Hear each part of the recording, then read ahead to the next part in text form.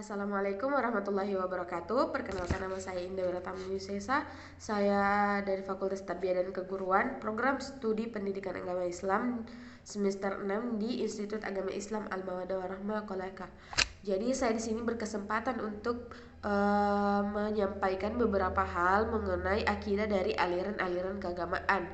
Langsung saja, yang pertama ada aliran Ahlus Sunnah wal Jamaah. Jadi pada masa Rasulullah Shallallahu Alaihi Wasallam masih hidup, beliau perselisihan di antara kaum muslimin ini dapat diselesaikan oleh beliau sendiri. Namun pada saat beliau wafat, perselisihan di antara kaum muslimin tidak dapat lagi ditemukan solusinya. Dan permasalahan-permasalahan saling muncul sebagai pertentangan dan permusuhan di antara mereka. Kemudian masuk dalam ranah keagamaan, terutama dalam ranah hukum. Nah, mereka ini juga memperselisihkan mengenai orang yang berbuat dosa besar, kemudian orang ini orang muslimin, apakah dia ini masih muslim ataukah sudah kafir. Dan juga mereka memperselisihkan mengenai kekhaliman sifat Tuhan, keadilan Tuhan, keberadaan Tuhan, dan juga kemakhlukan dari kitab suci Al-Quran. Kemudian di tengah perselisihan mereka, lahirlah dua kelompok moderat yang berusaha untuk mengkonfromi antara keduanya, yaitu kelompok Asy'ariyah dan juga kelompok Al-Maturidiyah. Nah, kelompok Asy'ariyah ini didirikan oleh Abul Hasan Al-Asy'ari yang lahir di Basrah pada tahun 873 Masehi dan wafat di Baghdad pada tahun 835 Masehi atau 935 Masehi. Dan Maturidiyah didirikan oleh Abu Mansur Al-Maturidiyah yang wafat pada tahun 333 Hijri Masehi. Nah, kelompok Asy'ariyah ini menjadi jalan tengah tawassut di antara kelompok keagamaan yang berkembang di masa itu, yaitu kelompok Jabariyah dan juga kelompok Qadariyah. Nah, menurut Asy'ari, perbuatan manusia diciptakan oleh Allah, namun manusia bertanggung jawab atas perbuatannya. Dan Al-Asy'ariyah ini memiliki konsep Al-Qasam yang berarti upaya, dan juga memiliki arti lain sebagai keaktifan manusia. Nah, dengan begitu pesan-pesan wahyu dapat diterapkan oleh manusia. Inilah pesan dari Al-Quran, bahwa ajaran agama ini, agama Islam, adalah rahmatan lil alamin. Namun, agar aspek rasionalitas atau aspek rasio tidak menyimpang dari akal atau dari wahyu, manusia harus mengembalikan akalnya di bawah kendali dari kontrol wahyu dan beralih kepada Al-Maturidi. Jadi konsep atau sikap tawassut Al-Maturidi ini ditunjukkan melalui mempersamakan antara al-naqli dan juga al-aqli, yaitu wahyu dengan akal. Al-Quran dan wahyu dengan akal sama pentingnya, dan Allah menganugerahkan kepada manusia akal agar menjadi khalifah di muka bumi ini. Oleh karena itu, Allah memerintahkan manusia untuk menggunakan akalnya dalam memahami kekuasaan dari Allah yang terdapat di alam jagat raya ini. Nah, dalam Al-Quran misalnya ada ayat yang berbunyi, akal berguna untuk memperteguh iman dan keyakinan manusia kepada Allah Subhanahu wa Ta'ala. Nah, menurut Al-Maturidiyah ini, jika ada perbedaan atau jika ada persamaan di antara Jika ada perbedaan di antara wahyu dengan akal, maka kita harus mentakwilkan terhadap ayat-ayat tajzim dan tasybih. Nah, harus di artikan dengan sebagai kiasan. Contohnya seperti lafal yadullah atau yang artinya tangan Allah. Nah, kemudian ditakwilkanlah menjadi artinya kekuasaan Allah. Nah, menurut Al-Maturidiyah, kekuasaan dan kehendak Tuhan itu dibatasi oleh Tuhan sendiri. Nah, meskipun demikian, Tuhan tidak dapat dipaksa ataupun terpaksa berbuat dari apa yang dikehendakinya. Misalnya menjanjikan orang baik masuk surga dan orang jahat masuk neraka. Maka Allah akan menepati janji atau perkataannya. Namun dalam hal ini Allah memberikan kebebasan kepada manusia untuk memilih yang baik dan juga yang buruk. Dan itulah yang menjadi keadilan Allah. Oleh karena itu, perbuatan dari manusia ini merupakan perbuatan bersama antara manusia dengan juga Tuhan. Kemudian dengan begitu, manusia yang dikehendaki Allah adalah manusia yang kreatif, manusia yang mampu berpikir tentang baik dan buruk, dan selalu bersyukur kepada Allah karena kekuatan yang dimilikinya tidak lepas dari kendali Allah, atau akal yang dimilikinya adalah tidak lepas dari Allah sendiri.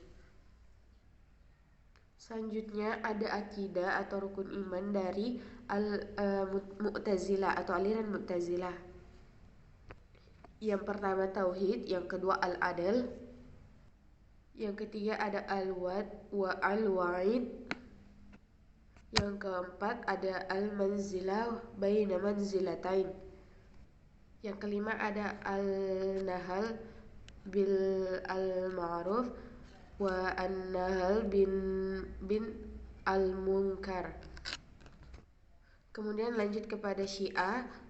Rukun iman Syiah ini ada at-tauhid, kemudian ada yang al-adl, yang ketiga ada an-nubuwah, yang keempat ada al-imamah, dan yang kelima ada al-ma'ad. Kemudian di antara ulama Syiah yang menganut paham Mu'tazilah itu di antaranya ada al-Bawawi, al-Qumi. Kemudian keyakinan dari Syiah terhadap Mu'tazilah itu sangat erat atau tampak jelas dalam kitab-kitab Syekh Al-Mufid. Bila diteliti, nampak keyakinan Syiah saat ini seperti rukun iman pertama, yaitu at-tauhid. Jadi dalam rukun atau akidah pertama dari Syiah itu sama dengan Mu'tazilah, yaitu meniadakan sifat Tuhan. Contohnya seperti kedua ini meyakini bahwa bahwa Allah mengetahui dengan zatnya, bukan dengan sifat ilmunya. Kaum Syiah juga sama dengan Mu'tazilah bahwa manusia tidak bisa melihat Allah di akhirat kelak.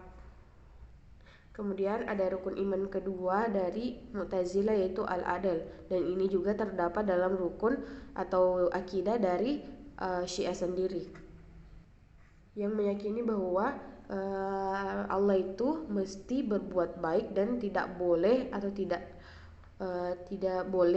berbuat buruk. Dan rukun iman ini juga mengingkari dari takdir Tuhan. Rukun iman atau akidah dari Mu'tazilah yang kedua, 3 dan 5 itu masuk dalam akidah atau rukun iman rukun akidah dari Syiah tapi tidak masuk dalam rukun imannya. Yang keempat itu hanya ada dalam Mu'tazilah keyakinan dan tidak ada dalam keyakinan dari kaum Syiah. Selanjutnya ada aliran Khawarij. Nah, aliran Khawarij adalah satu sekte atau suatu sekte yang lahir dari peristiwa politik dan lahir setelah Khalifah Ali bin Abi Thalib dalam perang Siffin melawan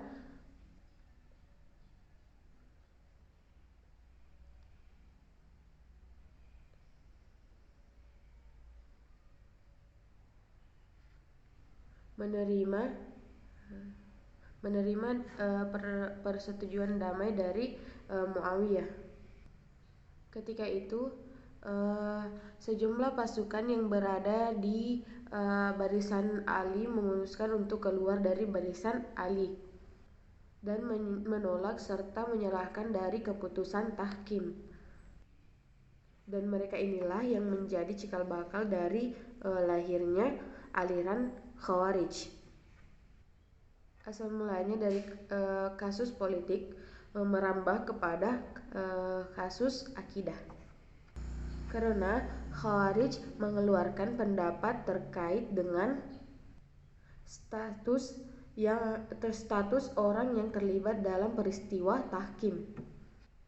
Semua pihak, baik dari kelompok pihak Ali maupun juga pihak dari Muawiyah yang terlibat dalam genjatan senjata dihukumi kafir dan dimusuhi oleh mereka.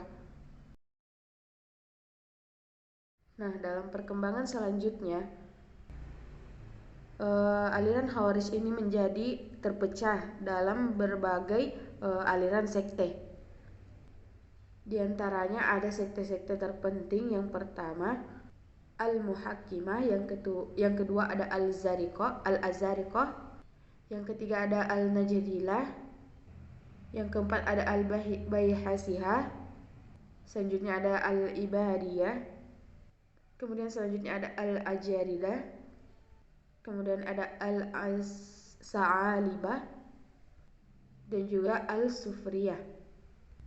Kemudian ada doktrin dari aliran Khawarij sendiri, yaitu yang pertama mengkafirkan Ali dan juga Utsman, kemudian menghukumi dosa besar bagi orang kafir dan juga menghukumi mereka bahwa mereka akan kekal di neraka, dan juga mengkafirkan siapa saja yang berbeda pendapat dengan mereka dan kemudian tidak mau berhijrah di wilayah mereka. Kemudian sampai sekarang aliran Khawarij ini masih terdapat di Tripoli Barat, di Aljazair, di Pulau Zanzibar, dan juga di Oman di Jazirah Arab. Dengan jumlah keseluruhan hanya sekitar 25.000 orang saja.